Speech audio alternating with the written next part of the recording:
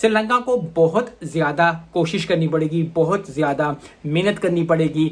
Yes, match फंसा रहे, T20 भी फंसाए, पहला भी, दूसरा भी, तीसरा भी, फॉल आउट भी हुआ, उसके बाद जो है ओडीआई भी फंसा लिया था लेकिन फिर हार गए। तो जीत बहुत ज़्यादा इंपॉर्टेंट है श्रीलंका के लिए, और प्रोफेशनल लाइफ में, पर्सनल लाइफ में, जिंदगी लिए भी बहुत ज़्यादा इंपॉर्टेंट है। यस, आप लर्न करते हो अपनी मिस्टेक से, लेकिन जीतना भी इंपॉर्टेंट होता है, क्योंकि जीत के बाद फिर आपको दिल को सुकून आता है कि यार चलो जीत गए हैं, ऊन जो है थोड़ा सा आराम करेंगे, थोड़ी सी चीज़ करेंगे। तो श्रीलंका की पहली बात है, श्रीलंका को जीतना पड़ेगा। दूसरा ओडीआई दुआ ही है कि जीत जाए।